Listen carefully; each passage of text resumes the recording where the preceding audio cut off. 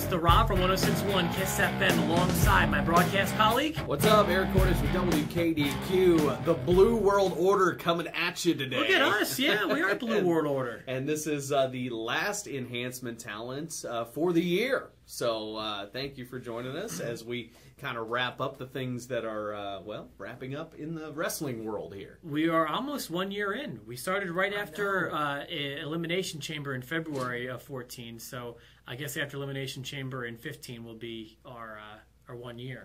Absolutely, we'll have to have a big event, bring back some of the legends from this maybe show. Maybe we can talk about some of the biggest things that have happened on the Enhancement talent. I think so. Well, some big things happened in the world of wrestling this past week. There was a pay-per-view on Sunday, TLC, and there was what I feel was one of the best shows I've seen in all year, the Our Evolution show from NXT. Did you see that? I did, which is basically a pay-per-view in itself for what NXT is. I mean, everything's on the network anyway, so. A super card. It's definitely certainly stood out. Absolutely. This is not something I would normally watch, but everybody literally was telling me, you need to see this. Yeah, and you know what? There was buzz going into it, so I actually watched it live.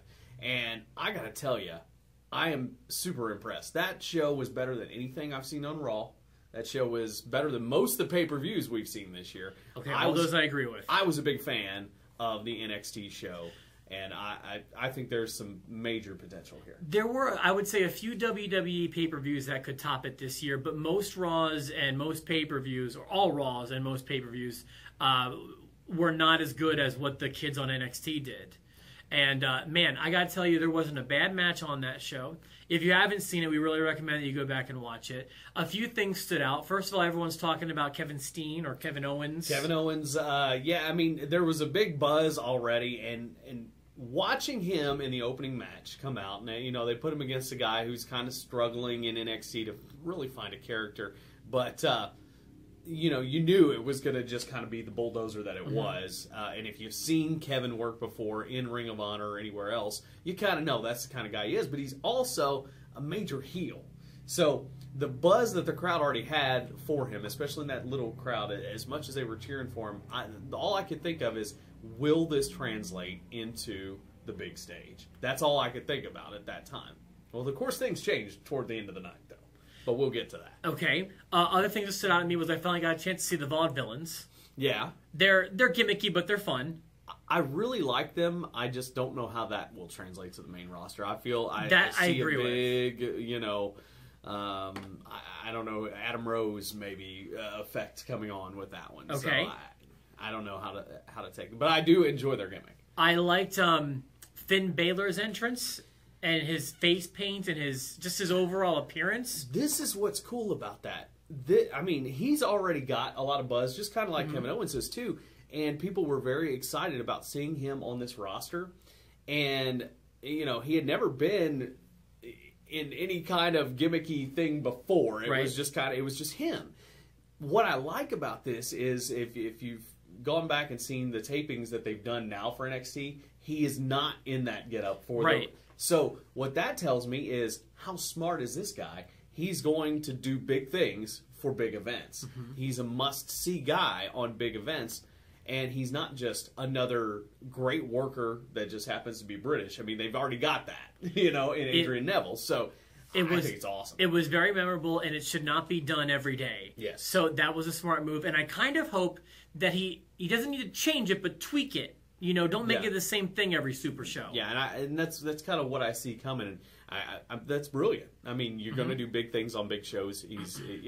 I think that's awesome. I thought that the women did very well on NXT. Yeah. I was expecting that to kind of be a snoozer, but it wasn't. There really wasn't a snoozer on the show, in my opinion.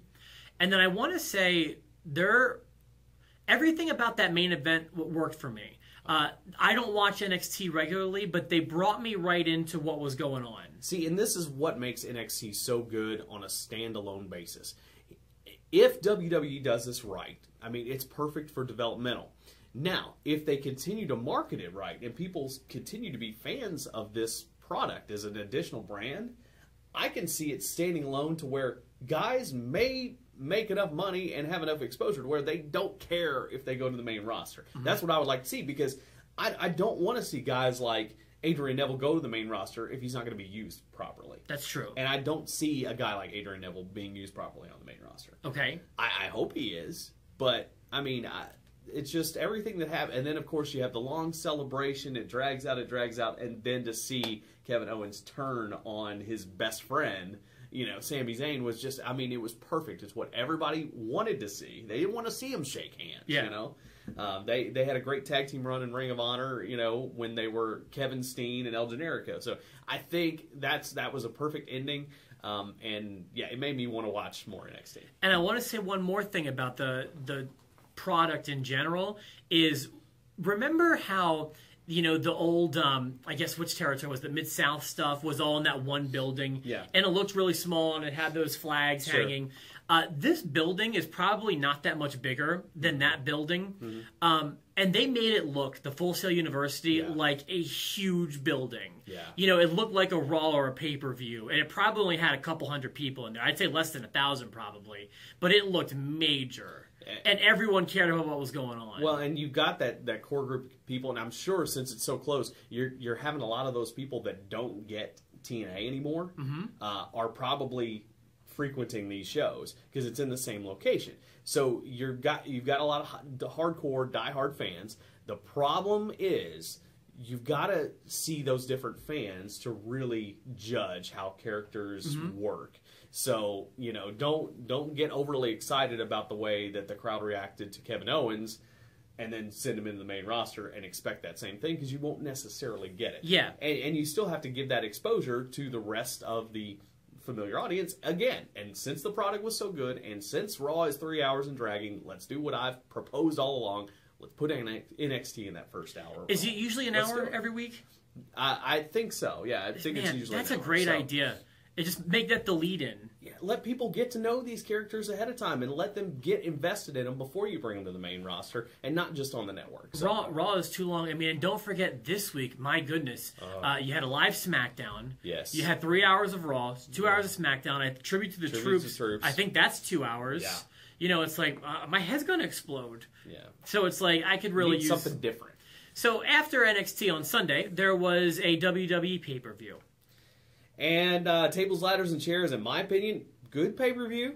Yeah. Probably on the level, if not a little step down from NXT, to be honest with you. If you're gonna tape one show to have forever, I'm taping our Evolution. Yeah. I will say this. I thought everybody worked hard. It's such a hard thing. And I just finished listening to JR's podcast with he had Jeff Jarrett on. They talked about the pay-per-view. And one thing that they brought up was that it's hard to top when every match has those things in it, because you want to build up. And of course, they had the TLC match as the main event, because obviously now you've had a chairs match, you've had a tables match, you've had a ladders match, put them all together. But at that point, everybody has seen all that stuff in the crowd. So, but you haven't seen exploding television yet. No, you didn't see an exploding television. That I didn't get. I was glad those guys ended up in the main event, but let me know what you think on this one. I think actually Cena and Rollins outshine them. This is the thing. If they would have put Cena and Rollins on last, I would have been huffing and puffing because I think people are more invested in the Ambrose and Wyatt match. But nothing happened. And stuff did happen in Cena Rollins. So I do agree that should have gone on last. However, I would have been cursing while it was going on. Right. That they made the wrong choice. Or maybe just make something happen in the main event. How about that? The exploding TV. I never care about that stuff. And it again made.